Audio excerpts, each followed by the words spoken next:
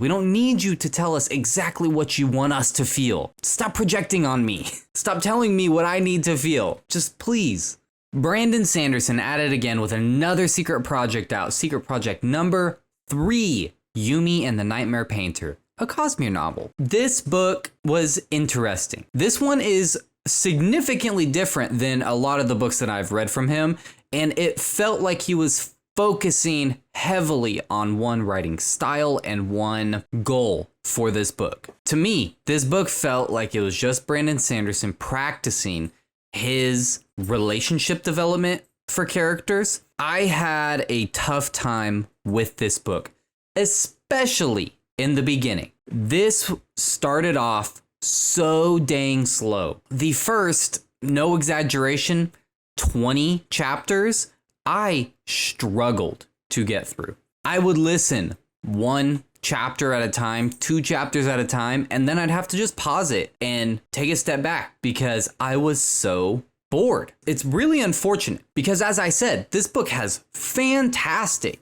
character development. I really enjoyed the relationship between Yumi and between Nikaro, the Nightmare Painter. Their relationship was fun. I really felt bad for Painter, even though he was kind of a piece of garbage in his past, someone who was just put into a bad situation, making a bunch of poor decisions and lying to people and ostracizing himself. But you still feel bad for him, at least me. I especially felt bad for him seeing as how Yumi, who was playing as his sister, came in and immediately all of his used to be friends his friend group that he was ostracized from immediately took a liking to her and brought her into the friend group and started hanging out with her and, just being really nice to her. Just best buds. Man, that must feel so terrible to be kicked out from the friend group, even if it is for justified reasons. And then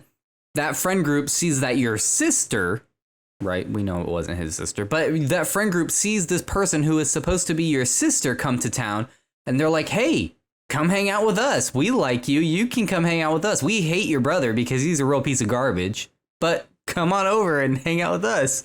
It's cool. We like you.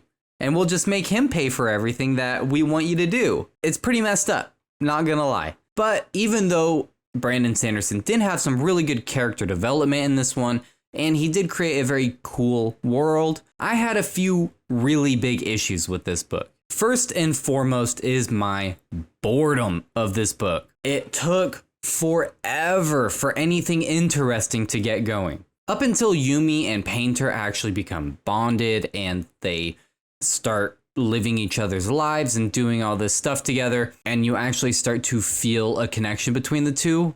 Before that, the book is really bad. Just a boring girl stacking rocks.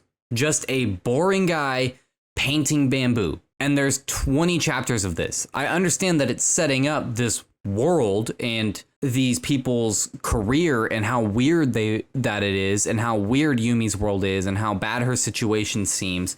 But it just took too long with nothing going on in between it. And I really didn't like that. Another huge issue I had with this book was how pretentious it felt. This writing style that he used in the first secret project, Tress of the Emerald Sea. And I liked that book fairly well, but I enjoyed this writing style in his first secret project that he did. It was fine. It was kind of silly. I've always had an issue with Brandon Sanderson's humor that he writes and his jokes that he writes because I think he's very poor at it. But the issue that I had with this book and the style wasn't necessarily jokes. I hated these ethereal interjection, right, where the author uses the narrator to basically give us an aside of what he is thinking and what he's trying to accomplish with a section of writing. But he explained so much of how he's writing and what he wants you to take away from this book, it got kind of annoying to me. I felt like I'm getting lectured by this dude. Like, man, stop lecturing me about what you want me to feel about this book and what you want this book to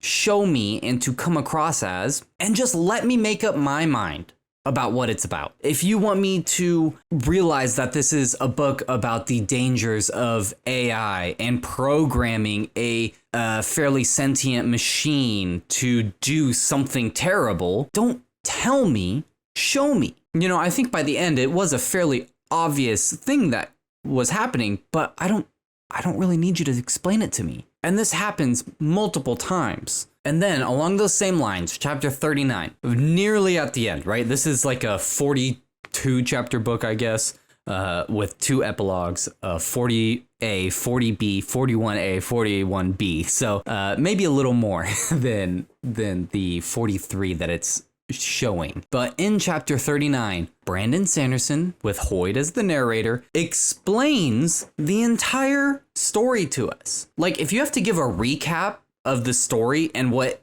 actually happened, I feel like you did a little something wrong. If you have the narrator, Hoyt, be like, oh, hey, in case you missed it, this is where we're at now. This machine actually is pulling all the souls out of this stuff and ate everybody's souls. And then now it's trapped all these spirits. And now it creates this cloud of blackness and it hides it. Like, you probably made a little bit too complicated of a story without giving enough information to let us deduce that by ourselves. We're not dumb. If you leave enough context clues, like 90% of us are going to be able to understand it. We don't need you to tell us exactly what happened. We don't need you to tell us exactly what you want us to feel. Stop projecting on me. Stop telling me what I need to feel. Just please write a great story and let me decide how I want to feel about it and what I want to take away from it. And then the last thing that I want to talk about is the ending. Of course, I think this ending was fine. It felt kind of like the ending of Stranger Than Fiction, in where something terrible happens. Brandon Sanderson kills Yumi. We don't want him to kill Yumi. We want Yumi to live. We want them to have this great relationship together, but he decides, you know what, this would be a better story if Yumi died. Okay, fine. Own that decision. Own it, man.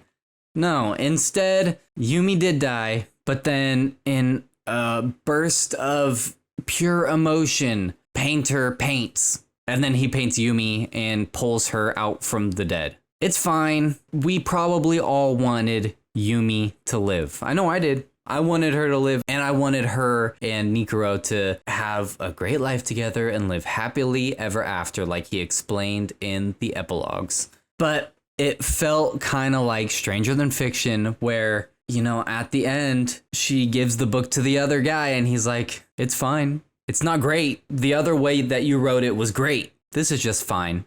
It's okay. It's not great. No, it's okay. It's not bad. It's not the most amazing piece of English literature in several years, but it's okay. So that's how this felt. It felt like, I don't want to say he was pandering, but I feel like he knew we would all be mad if Yumi didn't survive. And in that moment, he made the decision to just allow her to live, and it wasn't as good of an ending, but it was fine. The main thing is he really needed to put in a little more action, right? The ending battle scene was kind of lame. Just Yumi stacking a bunch of rocks really fast and then summoning these spirits. Okay, I mean, that's fine. It's not that cool. She just stacks rocks really high. Okay, cool, I guess. And then Painter painting people really well. Okay, cool. One lady dies. That's fine, I guess. I understand this isn't like his typical fantasy giant novels that he's writing where he has these big old pitched battles and very explicit magic systems that are used for killing, basically. I understand that, but I just felt that like the pace really needed to get picked up and that this just wasn't great. It was fine. It wasn't great. Out of the 3 secret projects that have been released so far, I think this was definitely the weakest one. Yeah, that's about all I have. If you enjoyed this video, please like, subscribe. Check out the review on Secret Project 2 and Secret Project 1. And everyone, thanks for watching.